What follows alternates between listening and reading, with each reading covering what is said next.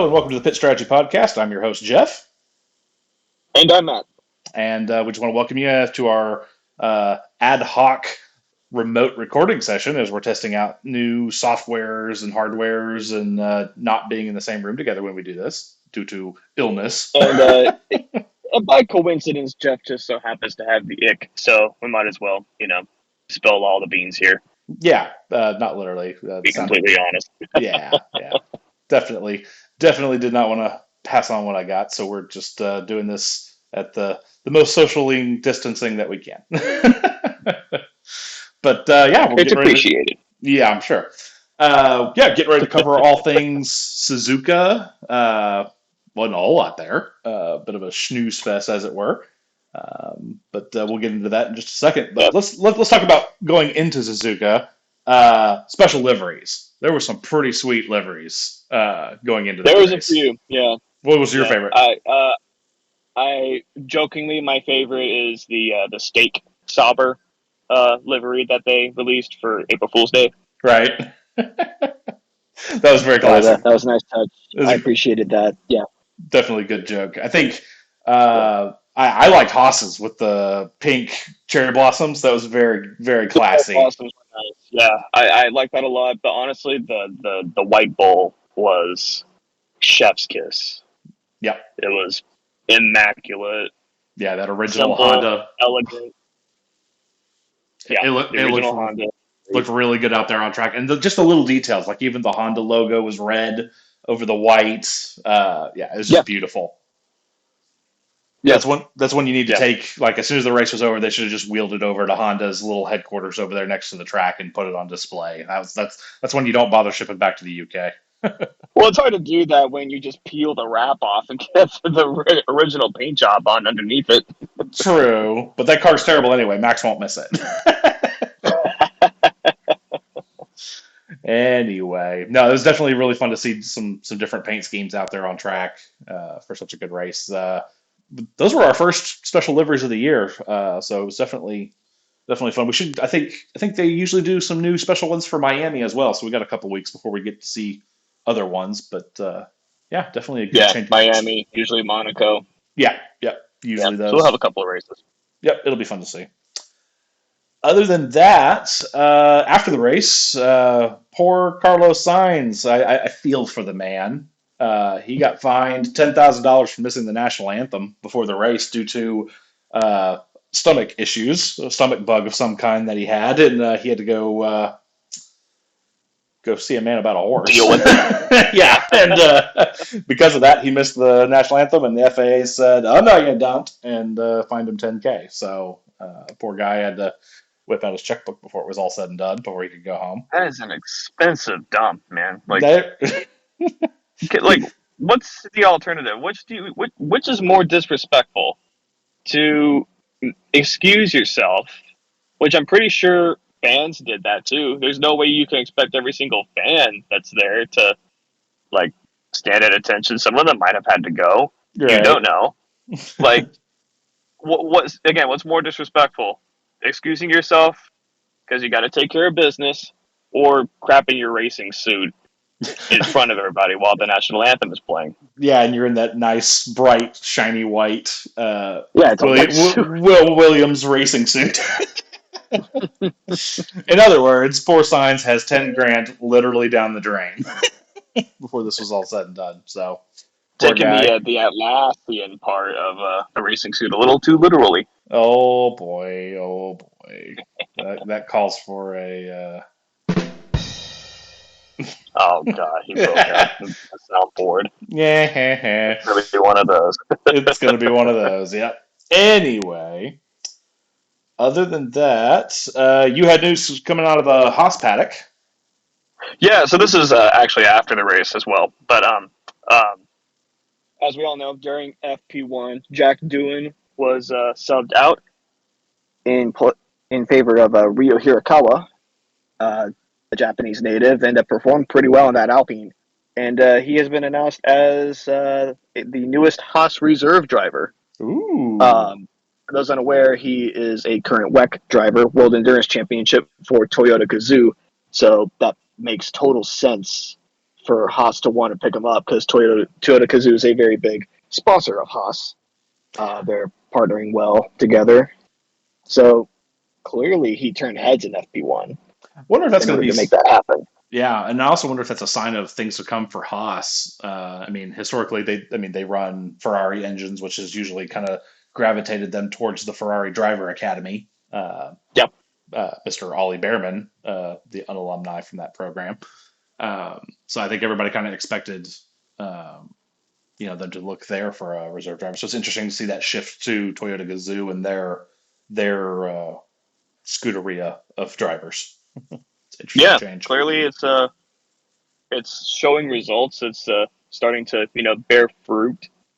So yeah, it'll be interesting to see what comes of the rest of that partnership for the next couple of years. Yep, absolutely. We're happy to see it, and I think Ao Komatsu's doing good work over there. So yeah, we definitely wish the Yeah. best to Hirakawa as he takes over those reserve duties. It's no small thing. You may not get all the screen time in front of the TV, in front of the fans, and all that kind of stuff, but we all know those reserve drivers do so much work back at the Oh, factory definitely. and in the Yeah, simulators. So the definitely. man behind the man, if you will. Yep. I'm sure Esteban and Ali appreciate all his hard work.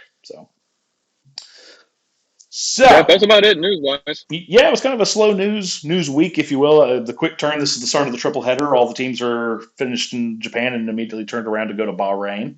But let's talk about the Japanese Grand Prix. Let's do it. It was honestly, and this is just personal opinion, but I think the free practices were more eventful than the actual race itself. They really were. Yeah.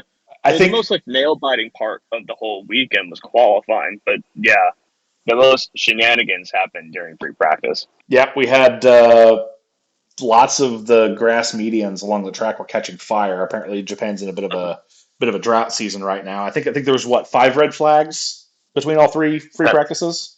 that sounds right. Yeah. Yeah, and they kept. I mean, they tried everything. They would go wet down the grass, and it wouldn't be enough. The sparks coming off the planks as all those drivers were heading into the Degners and into the hairpins and all that kind of stuff was just setting so many grassy patches on fire. It was kind of crazy. The marshals were Yeah. busier than some of the teams. The marshals were whipping out everything they possibly could to water down that grass, every bucket and pail they could find. Right. It was actually kind of funny to watch them walking out with random, vessels to carry water with. Yeah, I'm just kind of surprised they didn't spray some sort of fire retardant, like the powdered stuff that they drop from aircraft on wildfires. They just didn't put that all over Yeah, the grass to just keep it from igniting. maybe that's a Japanese, Department of Agriculture no. I don't know. Maybe that's probably true. They probably frown on chemicals like that on things, but it's my typical chemically addled American brain thinking aloud there. After We can't help that, ourselves. right. After that, was it pre-practice one? Mr. Doohan had his pretty epic crash. That was two. Oh, that's That right. was It's for practice two. two. Yeah. Yeah, he was going down the main straight into turn one and had a little bit of an issue with his DRS flap and If just by issue you mean he forgot to turn it off. he forgot to turn it off. And yeah, he spun it into the barrier at the end of turn one, and the official report was a 50G impact Mm-hmm. into the Yeah. wall. Poor guy had to have some serious whiplash after that.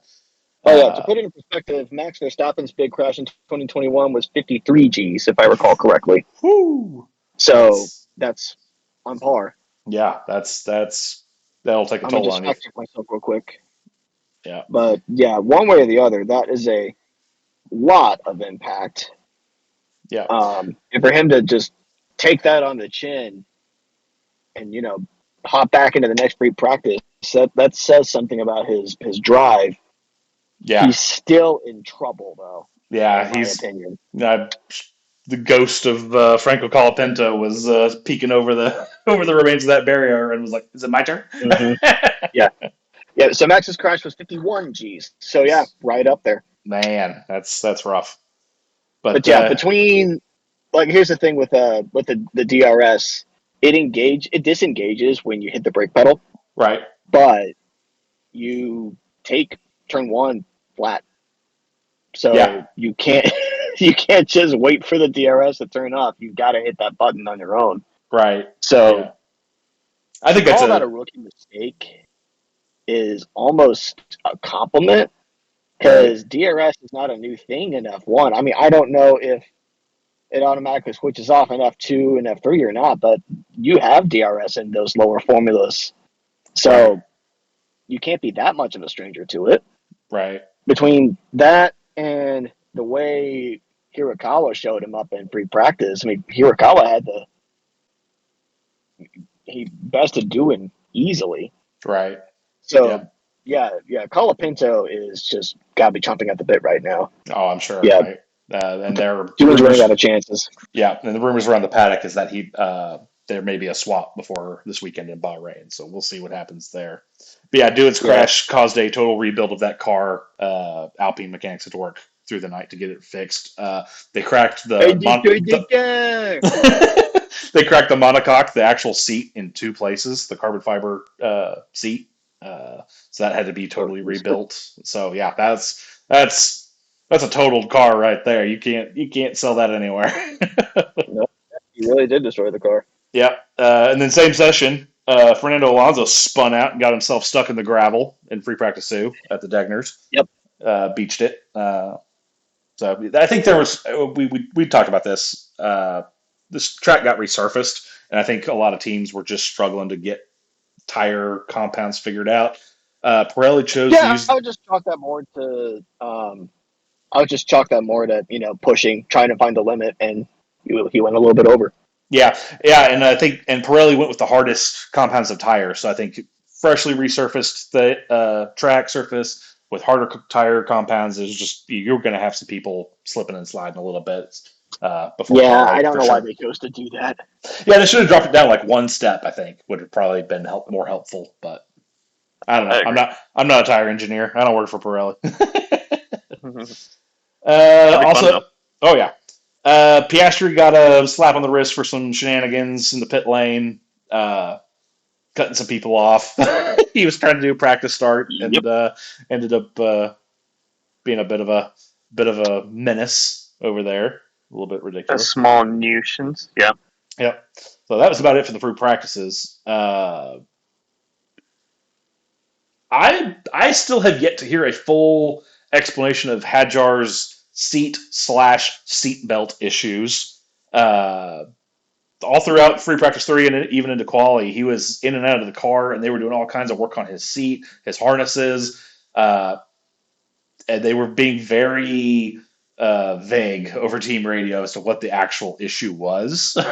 Yeah, I think it was kind of a quote unquote personal issue for Isaac. He looked like someone was pinching him in a very particular spot when they were adjusting his harness. Yes, And yeah, you I just see mean, him wince. yep. I'm wondering if that particular seat configuration was for Yuki, perhaps, and maybe it was a little snug. I don't know. A much smaller man. I don't know. Maybe. That's Uh, honestly probably the best explanation we have out there right now. yeah, his radio message to the team, I think it was right at the beginning of quali. He was like, if he's like, team, if we fail to make it through quali because of this, I am so sorry. You're like, I apologize. And they were like, do your best. You do what you can. We'll figure it out. And dude made Yeah. it to Q3, so it couldn't have Dude, been that bad. He's looking good. He, Yeah, he took his wreck in Australia, and it really did light that fire under his butt. I am there. so proud of the guy right now. Yep, yep. He's definitely, I think one of my leading contenders for the rookies as far as biggest overall improvement. Like he was the rookie that I was very hesitant about, but he has shown Mm-hmm. up very good. Like I expected a lot out of Behrman. He's not new to the car. Neither was we had pretty high hopes for Antonelli as well. But Hadjar right. was kind of this mystery of what's he going to do in a V carb and all of that. And so to see him actually get out there and perform has been very fun to watch these last couple of races. Yeah, I would, as of right now, I would say Kimmy is probably the biggest contender for Rookie of the Year right now. Yeah, But you could make the argument for the car as well as Kimmy sure. versus Isaac. I think he's a close second because he's putting up really good results in a midfield car. Yeah, So we're just going to have to wait, till the end of the year to really flesh out these two drivers. But yeah, I would say Isaac is right behind Kimmy right now for Rookie of the Year. yep. And I think he's he is doing V carb a very good service. He's filled in Yuki's position well, and yeah, it's just he's everything you expect a Red Bull Junior driver to be. So no complaints there. For sure. Yeah. Uh, we it was noted that during Q2 that McLaren is consistently pretty much lap like for like, so same fuel load, same tire compounds, all that kind of stuff. The McLaren is around 4/10 faster than the Red Bull is consistently. So when Mhm. Max comes on the radio and talks about it being a rocket ship, like there is data to prove that, which makes the end of the actual race itself a little more interesting when you realize that. But I think McLaren has been cooking. That car has some pace, Yes, it does. and it's been interesting Yeah. to watch those McLaren drivers have such a good handle on it this early in the season. A car like that is usually something you don't have figured out till halfway through the season, but to be coming Right. Yeah. into It looks like they've already had upgrade packages, and it's performing that way. yeah, it's going to be if it's that ridiculous. Race was this third race of the year. Um, Mhm. yeah, I shudder to think how fast it will be. In the back quarter of this season, it's going to be kind of Now, scary. as we've seen with a couple of teams in the past, sometimes upgrades don't work that way. Sometimes they bring you backwards. That's also true. Only time That's will tell. Yeah, it will definitely be a show to watch because again, for those that aren't aware, this is the last of the quote unquote ground effect era.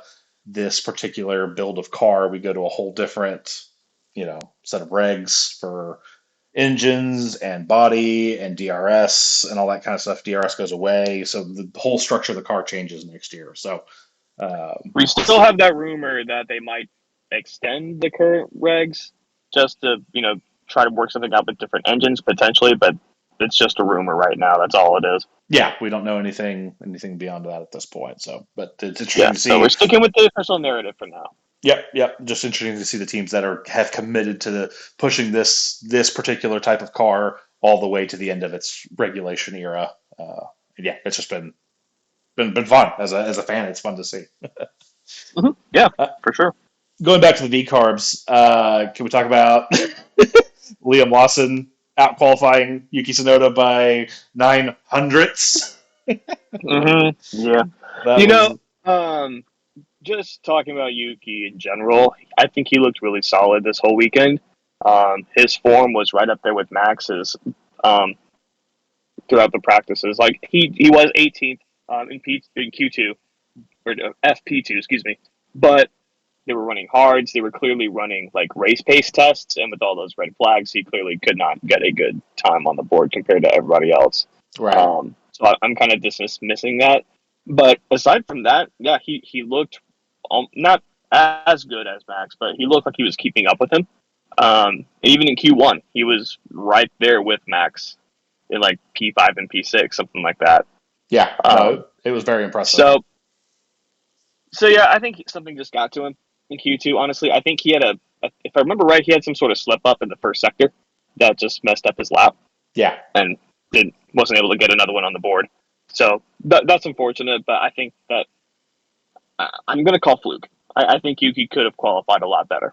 Yeah, I mean it's for his first race in that RB, and as we all know, that Red Bull is not the easiest thing to control. I'm sure Liam will tell you that, Checo would tell you that, and so it's just one of those things of I think give give Yuki another race or two, and we'll see him definitely step up, especially going into Bahrain. This is where they did all their winter testing. This track is familiar. This track is well known. Mm-hmm. It's one of the And easier tracks on the calendar, it's honestly. it's one of the easier tracks. They have all spent probably more time on this track in real life and in the simulator than anywhere else on the calendar. I would think so. I think Mm-hmm. uh, I think this coming weekend of Bahrain will be the realistic field test of how good is Yuki in that RB for real. And Yeah, I would say so. I think I think they're going to sandbag it potentially during free practices. So don't pay too close of attention to that. Quality is where they're going to turn the wick up, and he's gonna go ham. Surprise. Yeah. But yeah, to round out qualifying, it was a pretty fun qualifying session. P1 through P3, so that's Max, Lando, Oscar, were separated by 400ths of a second. Mm, yeah, gotta love it. That is a tight podium there. Yeah, yeah, for real. And Max didn't take it until his last push lap at the very end of Q3. He Yeah, he. I say this as someone who is not a Max fan. Uh, he put together literally the perfect lap. yeah. And what's crazy? Correct me if I'm wrong. He didn't have any purple sectors in that lap, did he? I don't believe so. No. Yeah. So it just goes to show that consistency is key. Like, I mean, anywhere really, but especially with Suzuka. And as we've said, Max, that's one of Max's favorite tracks. Yes. So I mean, yeah, he's a as a Max fan, like it just shows that the dude is on another level when it comes to mental fortitude and just staying consistent. right. And yeah, just staying in the right headspace needed to crank out a lap like that. Well, and not to mention, like he is now. I mean, there aren't a whole lot of tracks you can claim this, but he is now four-time pole sitter, four-time race winner at that track. Like there Mhm. aren't many tracks where any driver can claim that. Yeah, no, for So, real. so it's an impressive stat. That's definitely Yeah. one that I don't think, especially at Suzuka, but I don't know anywhere else where a record like that's going to get broken. That's one of It those. really just goes to show that even with a tractor of a Red Bull like that, you can't count Max out of a world championship. You just can't. No, he is far too aggressive and far too accurate. Unfortunately, um, I'm sure. Well, I don't know about unfortunately, but Well, I'm sure it keeps Lando up at night. But yeah, getting into the race, Sainz got a three place grid penalty, unfortunately, which is an unfortunate, stupid mistake. I am stupid. I am stupid. Impeding Hamilton coming out of the turn one there, and so that Yeah, it seemed like he just fell asleep at the wheel or something yeah, like that. And just I saw the onboard. It looked like he was busy fiddling with the controls on the wheel and was not looking in his mirrors. He just seemed very distracted. I think his engineers were in his ear having him test or change something, and he thought he was clear, and he definitely was not. you got to get familiar with that Williams wheel. He's Yeah. been using Ferrari too much.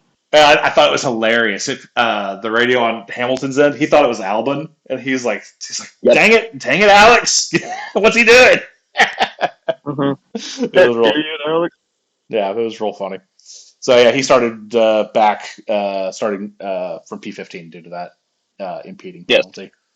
Other than that, it was the biggest snooze fest of a race. What was it? The starting order, the top 8 never changed. They finished in the same order they started. I think so. That sounds right. Yeah, it was a Yeah. very very dull race. There was a few interesting overtakes, specifically Signs. He Yep. had, All, he had all in the DRS zone. Yeah. yeah, he had a lot of DRS overtakes in the mid to backpack, but overall there was really not a whole lot to it. And it was end up being a pretty big snooze fest. The start was Yeah. good, and then the That was very good. last 10 laps were kind of interesting due to some Papaya rules shenanigans, which we'll get into in a little bit. But Yeah. by and large, Yeah. definitely one of the most boring races I've watched in my time watching Formula One. Yeah, the start was very well executed by both Max and Lando. Lando did not bottle it, so he's been consistently better at his Yeah. starts compared to last season. He's clearly Yep. worked on those. Yep. His reaction time was even faster than Max's was. Yeah, and I thought it was interesting. They were both angled toward each other. They were both looking to see who Yeah. could get ahead and cut each other Mhm. off. And yeah, it was a very aggressive start. Yeah. So along that note, Lando was faster. Like his reaction time was faster than Max's was. Yeah. But Max was still able to get just a car length on Lando to get in front of him and defend. Yeah, Which goes to show that there's more to a start than just being faster than the guy next to you. right. Speaking of Max and Lando, it's the shenanigans with their pit stop, trying to Yeah. race out of the pit lane. and Lando Yeah. ending up on the grass and turning that McLaren into a lawnmower. That was pretty humorous. I love Max's radio message about accusing Lando of turning his pit limiter off, saying he turned it off early. But if you look at the camera Mhm. footage from behind him, because when you turn the pit limiter on, your rear lights flash, uh, and both Max and Lando stop flashing at the exact same time.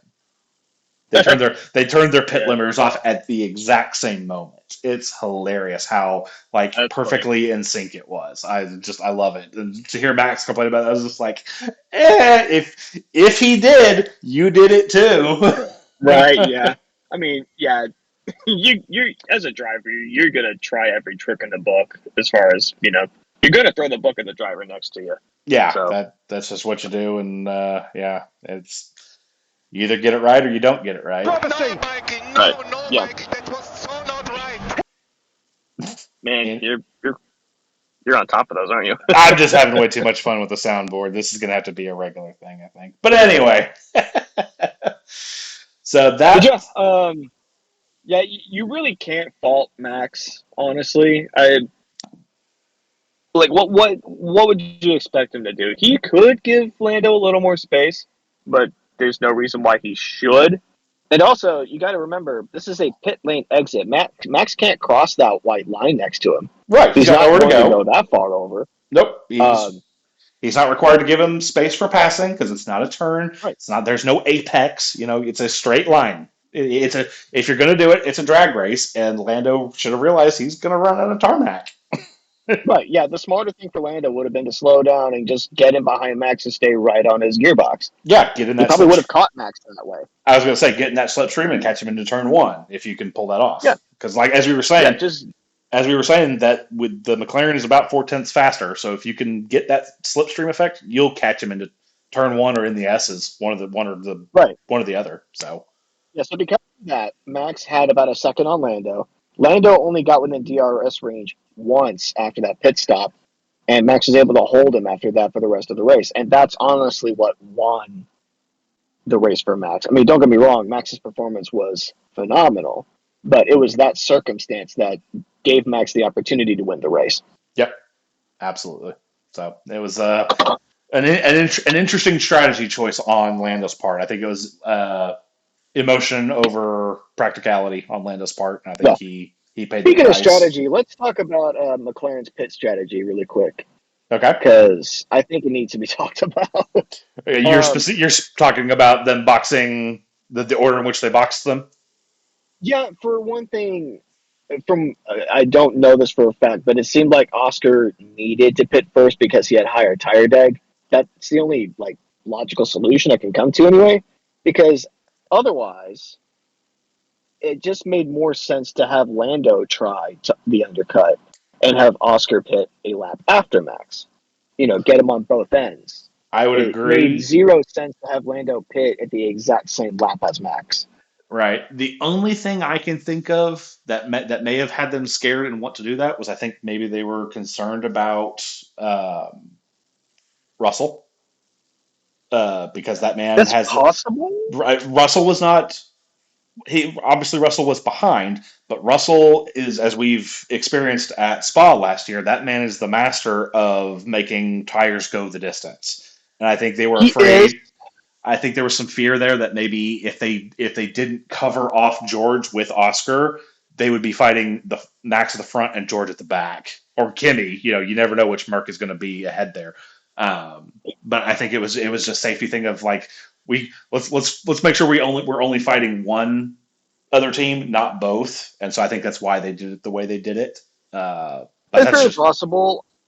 You also have to kind of think about the fact that like we said before, it's a repaved track. So they had to have the tire data from all that, realizing that, oh, this is a higher deck track.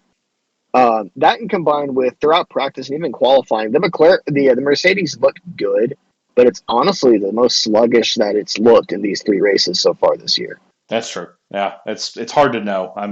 I'm curious if they maybe got their tire data wrong, their tire setup wrong. It could have been anything. It was also really windy, so it makes you wonder if there was some wind issues that they didn't factor in that was causing aerodynamic issues that caused higher deg to be higher than even they expected. You never know. There's lot of lot of unknowns there that we just don't know being watching a television feed. Sure, yeah, that's quite possible. Yeah, and the teams are going to be pretty tight-lipped about it too. They're not going to Oh yeah, tilt they always tilt. are. Yeah, not going to tilt their hand any more than they have to. No. But no, that definitely finished up with a Verstappen win with Oscar and Lando rounding out the podium. So definitely Yep, a good race for the Red Bull squad out there. yep. Um, Max is now 1 point behind Lando in the World Drivers' Championship. yep, it's I don't expect that to be the last time that is said for either Max or Lando. I think they're going to trade off being less than a fistful of points away from each other this entire season. I think it's going to be Yeah, I would it's agree. it's going to come down to Abu Dhabi as it did in previous years, and I'm here for it. Hmm. Anything else for Japan? No, I don't think so. All right, with that, let's look forward to Bahrain. We'll be racing this weekend at the Bahrain International Circuit, uh, which is a whopping 5.421 kilometers. That's 3.368 miles in freedom units. It'll be a 57 lapper. We've been racing out there since 2004, and the current lap record, I was surprised at this one. I thought it had been beaten, but apparently not, unless, Formula One's website is out of date, which I doubt. But the current lap record is a minute 31, 447, set by Pedro de la Rosa with McLaren back in '05. I Now, feel let's like be careful. The last time you said that a lap record was held from the early 2000s, it got broken the very next weekend. and given the pace that the top three teams have right now, I would not be surprised if it gets beaten. Honestly, yeah, yeah. Just They didn't repave Bahrain too, did they they? didn't repave Bahrain. I mean, as you said, it's an easy track. It's got some fantastic long DRS straights on it. It's like it is a very high speed circuit, and these cars are very well tuned for high speed right now. So I Yes, they definitely, are. if there was ever a time that record could get shattered, it would be this one. Yes, I would agree. Yep. So going into this weekend, it's been noted that for free practice one, a couple of the teams are doing their mandatory uh, rookie reserve driver swaps for free practice one, giving the rookie some times in the car. Frederick Hmm. Vesti is taking over for George Russell in the Mercedes. Felipe Drogovic is taking over for Fernando Alonso in the Aston Martin, and Luke Browning will take over for Carlos Sainz in the Williams. So three rookies out there for FP1, which will be good. It's been a while since we've seen Drogovic out there. He's been reservist for The Aston prodigal's Martin. time. Yeah, yeah, it's been a hot minute. Vesey we've seen a few times. He's been a reserve sim driver for a couple of the teams actually for a couple of years. Um, but I believe this is Luke Browning's first stint in the Williams. Um, Okay. I think, if I'm not mistaken. So definitely interesting to see how they get out there, how they do, and let them get some data and let the teams evaluate them in, you know, real life conditions, real world conditions. Be interesting to see. Watch Felipe Drugovich be the talk of the town Oh yeah. amongst the fan base. Just, just more encouragement to dislike Lance. Well, it's funny you mentioned that. So obviously, this next year, Aston Martin is switching over to Honda power units, and we were just at Hmm. the home track of Honda at Suzuka, and the head of Honda's Formula One engine division was quoted as saying that they are exceedingly excited to work with Adrian Newey on a car and provide an engine for his first Aston Martin, and that they have great plans and designs on who they desire as a driver for those cars. Hint, hint, Hmm. nudge, nudge. They don't. I don't think they're going to look too favorably upon Lance, especially after his performance at Suzuka, coming in dead last, a full lap behind everybody else. Yep. Yeah. That's Uh, the thing. Japanese culture, especially the business culture over there, it's all about results. yeah, And Lance's results kind of speak for themselves just a e- little bit. yep. So I think Lance had better hurry it up, otherwise he's gonna find that no amount of Dowdy's money is going to be able to keep him in that seat if the powers that be want him out. Yeah. All right, Yeah, so for going real. going into Bahrain, who's your favorite here? Who do you think is going to take it, and who do you think's most at risk? My favorite to win this race, probably Lando Norris. Um, the McLaren is a rocket ship. This is a high-speed track. Only one or two really low-speed corners. The rest of it is quick sweepers. Um, and yeah, like we were saying, the McLaren is it's 4/10 faster than the Red Bull at Suzuka. And I still see Lando being prioritized over Oscar Hmm. amongst the Papaya rules gang. So, yeah, easy Oscar, easy Lando win. That that seems to track. I think you're probably accurate there. That McLaren is geared for everything that Bahrain is, and I see them just coming in there and blowing the doors off. I think it's going to be a McLaren 1-2. I think it's going to be a McLaren 1-2 in quali, and then McLaren 1-2 uh, in the race. I think it's going to be one of those ones that, unless somebody just comes out with every single upgrade imaginable and just has a really great day, um, I don't know who's going to touch them out there. Yeah, yeah, I can So see that too. yeah, who do you think's most at risk?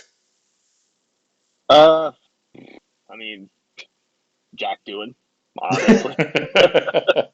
Not just to lose a race, but to lose his seat. Guy is probably hanging around, like, he's in strike three territory right now.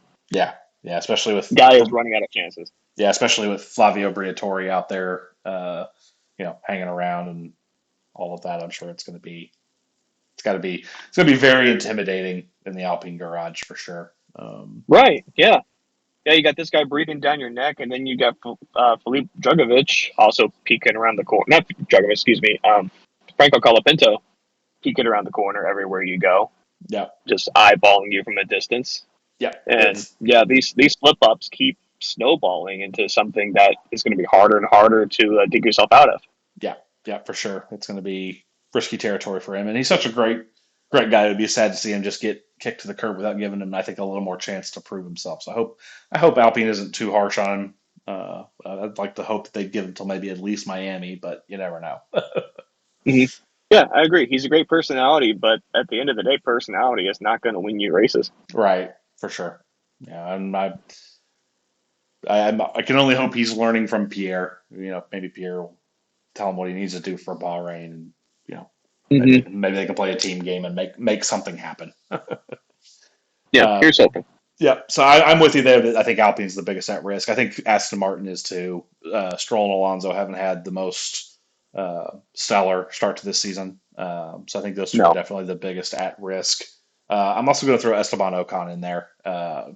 He is being very much outperformed by Ollie Behrman in pretty much Yeah. every sense of the way of the term. Um, so yeah, I think those are the guys that are going to find themselves continuously tumbling around the bottom third of the standings, unfortunately. Very But fair. Speaking of Esteban and Jack, I want to give props to Esteban Ocon for helping Jack Doohan out of this car after Suzuka. I saw The that. guy looked beat up. I mean, he just came out of a 50G crash earlier that weekend. And then he has to beat his body through an hour and a half long race. He looked exhausted trying to climb out of that car. And Yep. here comes Esteban helping the guy who replaced him get out of that car and just being really supportive. So 5 seconds away, taken away from Esteban Ocon. You don't see that every day. That's a Formula One miracle right there. Right? So, based on everything we've seen at Suzuka, what we predict and assume about the potential that maybe a couple teams bring in some upgrade packages to Bahrain. It's still a little early, I think, for upgrades, but you might see a couple teams sneak one or two in. But based on that info, who do you think needs to take the biggest step forward going into this weekend? Um, Sauber would be an easy one to say. They're just so unimpressive. I don't know if anything can save them. Yeah, I'm kind Um, of with you there. yeah, I mean the easiest one for like the competitive teams is going to be Ferrari. Um, they're just looking more and more midfieldish. Even but they're near the back of the points, Yep, and yep, it's just sad to see, especially with Lewis Hamilton. he's getting the whole Ferrari experience right out the gate. Right. It's And funny. yeah, I agree with you that Ferrari was going to be my choice as well. Lewis was quoted at the end of Suzuka in one of the post race interviews he did that there's been a uh, consistent issue with the cars since the beginning of the season, and they couldn't quite figure out what it was. And apparently, they got the necessary data during the Suzuka race that they needed to fix it. So hmm. he's kind of hinted that Ferrari may be one of the teams that brings a small upgrade um, to Bahrain, not as a performance upgrade, but like a drivability, reliability upgrade, perhaps. Balance So upgrade maybe. it could be something along that line. He was kind of mums the word on the whole thing. Uh, Sure. but yeah, I think it'll be interesting to see what that is, and if it does help, and or if it if they in typical Ferrari fashion go the other way. So time will tell. We'll find out this weekend for sure. Definitely. Anything else for Bahrain? Um, what do you predict for your top five? Ah, yes, top fives. Yeah, I'm going to be up there with you. I'm gonna say Oscar. I'm gonna say Oscar over Lando, just because I think of the way poor Oscar got treated at Suzuka. The team owes him one, so I'm gonna say Oscar P1, Lando P2. Uh, we'll do a Max P3, and then after that, I think it'll be probably both McLaren or both Mercedes. I think it'll be a George Kimmy in fourth and fifth. You know what? That's hilarious because mine is almost the same as yours. I've just got Lando on first and Oscar in second. Everything else, yeah, I'm calling Max, George, and Kimmy. Yeah, I think George and Kimmy, it could go either way there. Who's in front of the other? Kimmy showed great pace in Suzuka, and he was right behind Mm-hmm. George pretty much the entire thing. Okay. We talk about Max's consistency. The only person I think is the more consistent is Kimmy. Like that man, the kid set the fastest lap of the entire Yeah, race. Like that kid just continuously hammers out the most consistent, perfect sectors, lap after lap after lap, and the kid's like a metronome. It's I ridiculous. agree. Yeah. Along that same vein, Max had his own records that he set at Suzuka. But Kimi is now the youngest driver in F1 history to lead a Grand Prix and the Wow, youngest driver to set a fastest lap. that's insane. So, yeah, mad props to the kid. Yeah, Uh, at this rate, the moment they can walk, they're going to be out there on a track behind a wheel. At this rate, sheesh. I mean, that's selective breeding at that point. Yeah, yeah, pretty much. As if it doesn't happen in Formula One already. We should take a bet of how how how long it takes for Max and Kelly's kiddo that's on the way to end up behind the wheel of a vehicle. Oh, 2 years old. I'm thinking. I'm calling 2 years old. Yeah, I'm going with like 4. As soon as that kid can walk, toddle, and speak, they're going to have him behind the wheel of a go kart. Yep, absolutely. Oh boy! All right. Anything But else yeah, for Bob? who's taking P10? Oh yes, P10. I'm going to go with Old Faithful, Old Reliable, and say Alex Albon. That kid is just keeps putting it between 8 and 10 pretty much every week. Scoring, he scored in the first 3 races of this year. He scored more points than Williams scored all of last year. So that's Yes. Mm-hmm. that's impressive progress from the kid. So I'm gonna say Alex Albon for P10. Okay. That's a good prediction. For me, this is a track that a lot of drivers are very familiar with. This is a track that, because of the region, the likelihood of rain is very low. It is a night race, so it's a little bit cooler. Engines are going to like that better. Putting all this together based on the past couple of races, I'm going to go Isaac Hadjar. That's a really good choice. Why, thank you. But yeah, car looks good. Isaac looks good. There's going to be a lot more contention for these points. I don't see too many cars crashing out because of how easy this track is and how familiar it is with everybody. Rain won't be a factor, most likely. So the points are going to be more packed as a result. So I don't see Isaac getting any higher than P10 or maybe P9, but I do see him taking the bottom of the points. Yeah, that's definitely a good prediction. I was just looking at the weather forecast for Bahrain around the circuit this weekend, and it is going to be hot and dry. Highs of 91 on Saturday, so during quali. I mean, obviously they do quali at night, but during the day it's going to be Right. pretty screaming hot. So yeah, the rain in Bahrain will stay very far away in some other plane. So Yep. Sounds right to me. yep. So we'll definitely see how that goes. And with that, I think that'll wrap up Bahrain. I don't have anything else on it. Do you? No, sir. All right. So with that, as we travel to the exotic Middle Eastern corners, you might find yourself tripping into some dark corner where you might find a tinfoil hat party. All right, starting us off, and let's. We only really have one topic to discuss here, if we're being honest. Right. The question that's been on pretty much everybody's mind after watching all of that was the penultimate question was, given all that we saw with Max leading there towards the end, the last, 20, 30 laps, he had a great lead. Both McLarens were chasing him down. Obviously, Lando was the one chasing him down. Mhm. Oscar seemed to get stuck behind Lando and was pretty much begging the last quarter of that race to get around Lando to go try to chase Max down. And based on everything we saw and heard, the team said no. Do we think that was the correct answer? Yeah, I don't know. Did you listen to team radios? Because I did not. I didn't listen all the way through, or at least, they didn't I, air anything. They didn't air any communication over the main telecast. They But didn't air anything over the main I, telecast, and based on what I've seen after the fact, they did release F1's YouTube channel after each race. They do what's called a radio recap, where they show a bunch of the radio messages to the between the Mhm. drivers and the teams that didn't make it on air. There was nothing really that indicated whether or not what the team told them.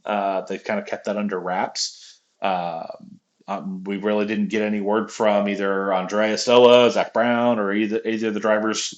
It kind of sounds like the team just told Oscar to stay put, Mhm. to let Lando try, um, but Lando just never made any inroads. I don't think he got in DRS range, but I don't think he got any closer than 2/10 at one point was the closest he ever got to Max or to Max. to Yeah, to Max. that sounds right. But that was like right out of the pit lane. I thought.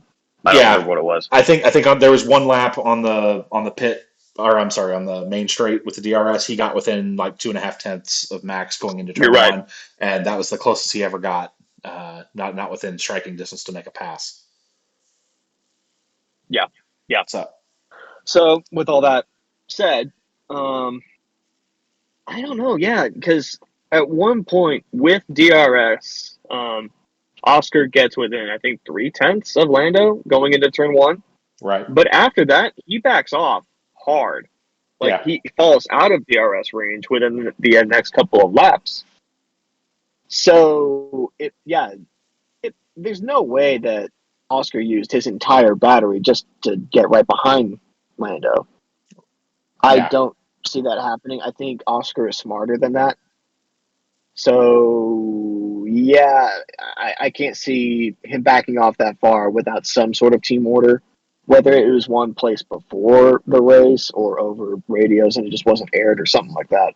yeah. But I Oscar's feel also not the type of guy to give up that easily. If he's yeah, within striking of Lando, with that being told to, he's not going to, just sit back and relax. yeah. I feel like they should have at least given him a shot, let him have 5 or 6 laps because we sat there for almost 20, 25 laps and just watched them hover behind Max and nothing ever happened. I was like, they should have given him at least like 8 or 10 laps to try and then do what they've Right. done in the past. If you can't make the pass, reverse the order. Let Lando have his Yeah, second place. it's a very classic F1 thing to do. That's not a new concept. I don't know. Maybe, the only thing I can think is maybe it wasn't the drivers. Maybe the engineering, the pit wall was split, and they couldn't agree on how to do it, and so the drivers just got stuck in limbo. Maybe. We've seen that happen before. Um, so I don't know. I don't know. It's very peculiar, kind of how that all played down. Um, Mhm. we posted a reel on our Instagram channel to which 7,130 of you voted, and the overall consensus was 81% in favor of McLaren should have made a swap. 19% of you believe that Lando should have held the spot the entire way, which is what happened. Um, and you 19 percenters are very vocal about your feelings on this The topic.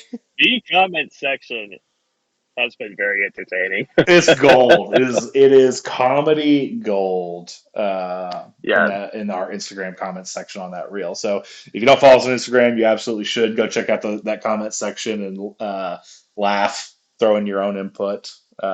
You just read those comments over your lunch break, and you'll be smiling the entire way. Just don't take Yep. anything too seriously, and it's some of the most fun you'll have in a good 20-30 minutes.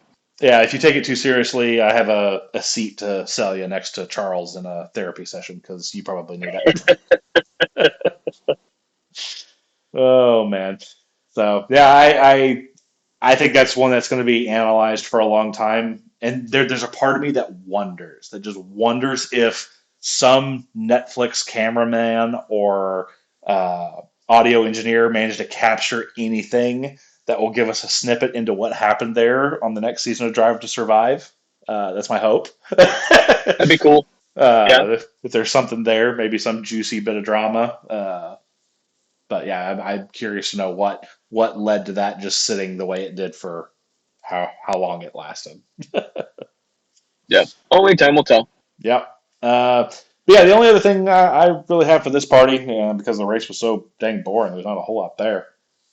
I don't know. I just felt like Lando himself just seemed kind of almost lazy. Like the most like aggressiveness I feel like I saw out of Lando the entire weekend was his drag race with Max out of the pit lane. Like I feel like that was the first time Yeah. it seemed like Lando was awake at all. Yeah. In the free practices, Lando had a lot of trouble with that last chicane. It took him a while to get that under his belt. Um, and then, yeah, with qualifying, I don't think I've ever seen Oscar so close to Lando and yet still be behind him. Right. So, and yeah, I would agree with you. It just didn't seem like Lando really wanted to push at any point. Yeah. Yeah. It was So, definitely. I don't know. I got Yeah. nothing there. Yeah. I don't know And if also, it. as far as like driver attitude, this is not the first time we've seen Lando get complacent. Yeah. So I wouldn't put it past him. Yeah. Yeah. I don't know what it is. It didn't seem like he had a lot of fight in him. And I mean, yeah, he got a P2, but I feel like that was more the car's ability perhaps than the driver's ability almost. Yeah, Yeah, probably. the season is young. We've got a lot of time, and the championship is also very young. Maybe as the things progress, it gets a little tighter. Maybe he'll get a little more aggressive. But I just hope this is not the attitude we see out of Lando through the rest of the season. Yeah, no, I want to see Lando fight. I don't want him to just roll over and let bad things happen to him. Right. I want to see the guy fight for it. Yep. Absolutely. That's what we're here for. We're not Yeah. here for. All right. And with that, I think where are we going next? We going to For this driver versus driver time. I think it is driver versus driver time. I'm trying to find my score sheet. Why can't I find my score Did you sheet? lose the score sheet again? I keep losing the score sheet. There it is. How Found did it. you lose the score sheet? I really got to get my folders in order. Okay. So, Believe so Esteban Ocon is still on top. yes, with 2 points, Mr. Ocon is definitely leading the pack. So, I will be doing the drawing of both things since I'm the one here with hats and you're out about.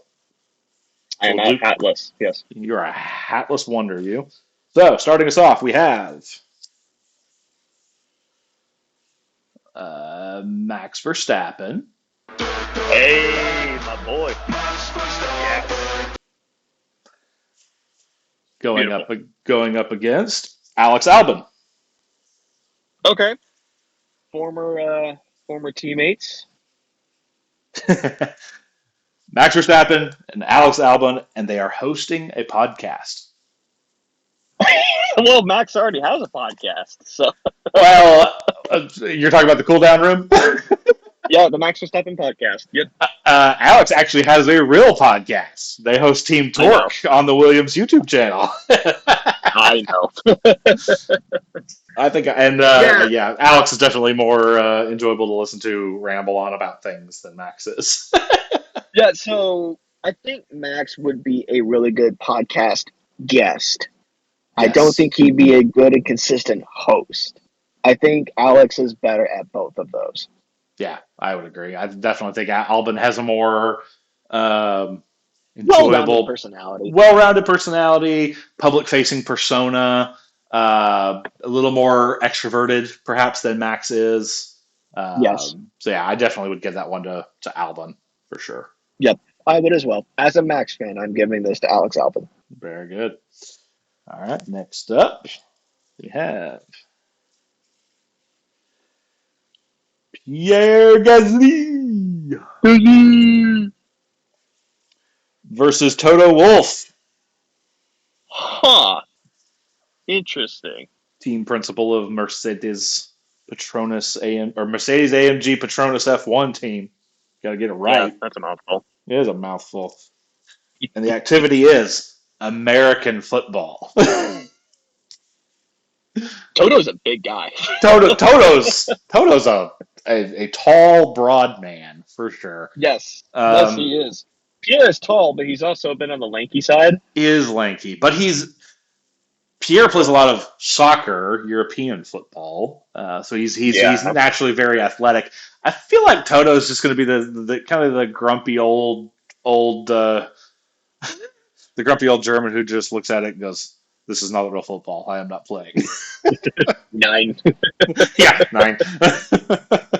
Go back to America. That. I mean, if I could put Toto anywhere on the football field, I would probably make him a linebacker, honestly, I'd make him a kicker. or quarterback. Pierre's got a quarterback build. Yeah, that's true. But like you were saying, he's got a lot of soccer talent, so kicker is also a really good default to put him in. Yeah. But yeah, with just youth to think about as well, I'll probably go Pierre. Yeah, I think I'm going to go Pierre as well. I think he definitely has more points in his favor on that one, for sure. Probably. Yeah. All right, last one. Let's go here. We've got, scratching the bottom of the hat here, we've got, I can unfold my papers. Oscar Piastri All right. And the land down under. going up against Liam Lawson, Ooh. the New The Zealander. Aussie versus the Kiwi. There's no rivalry there at all. Nah. And the activity is, if this is shrimp on the Barbie, I'm going to laugh. No, hot dog eating contest.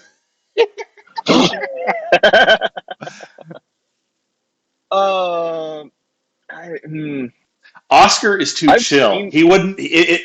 Oscar is too chill. I don't think he would see hot dog eating as a competitive thing. Liam would. I feel. Liam would, and I've seen what Oscar eats, and he eats very intricate stuff.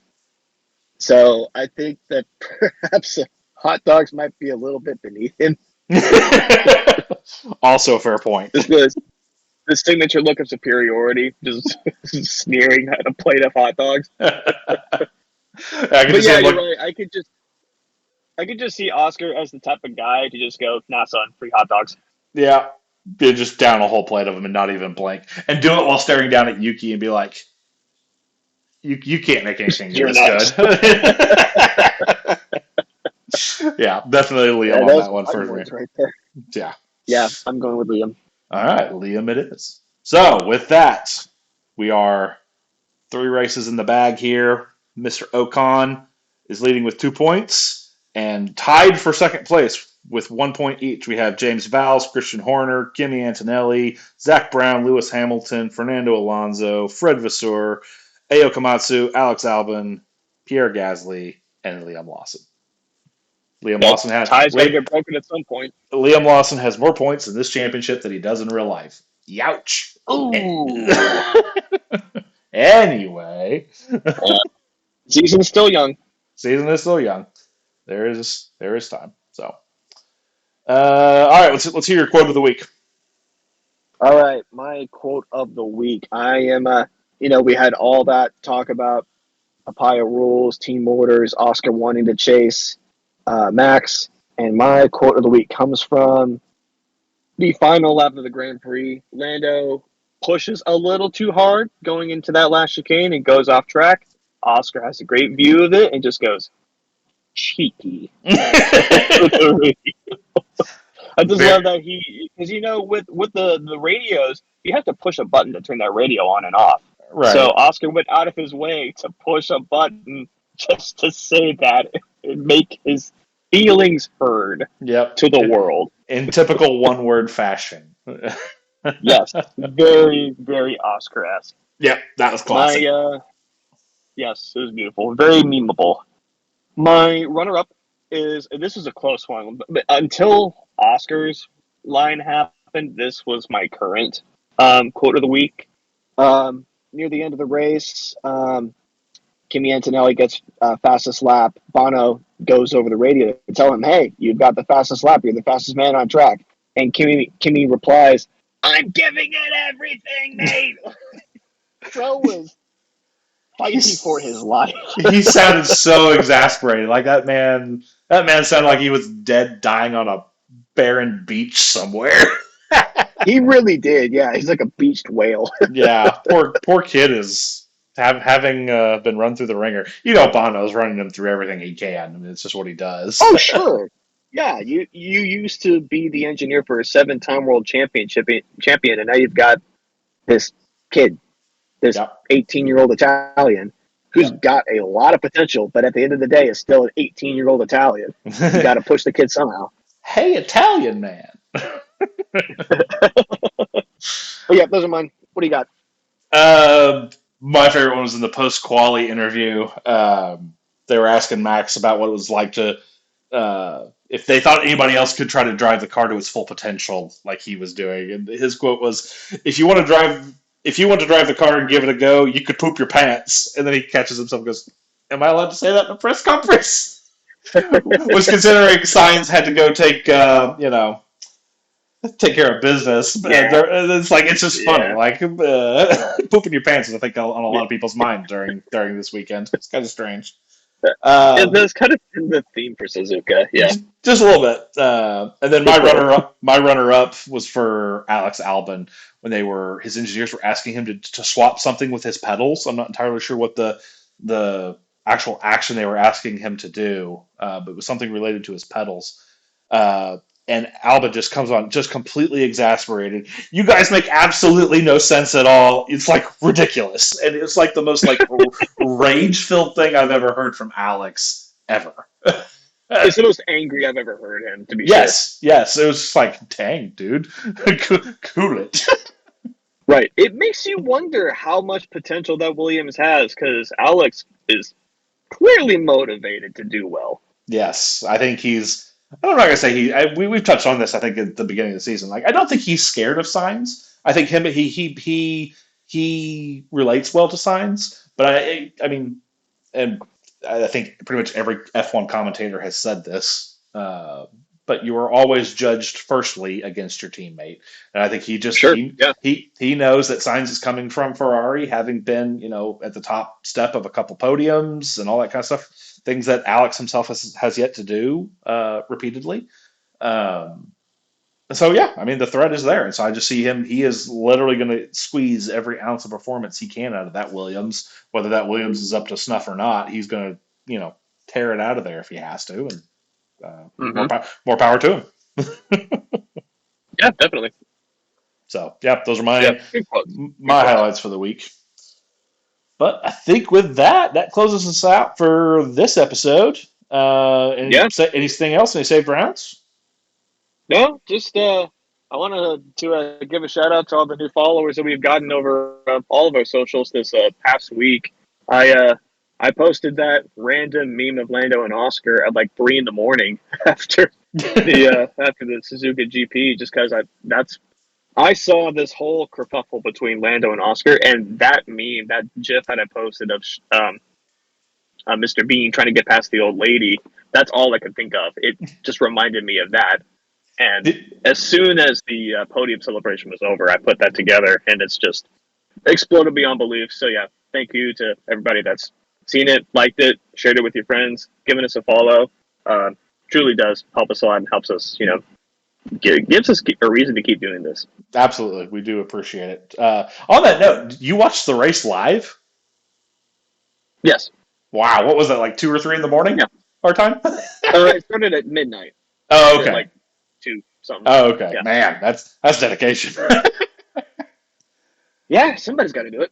Yeah, I didn't watch it till late that afternoon. A friend of mine from church invited me over uh, for some smoked ribs to watch a race recap. I was like, well, when you put it that way, I mean, yeah, that's fair. You I'll can't, wait. yeah, both ribs would really change it up.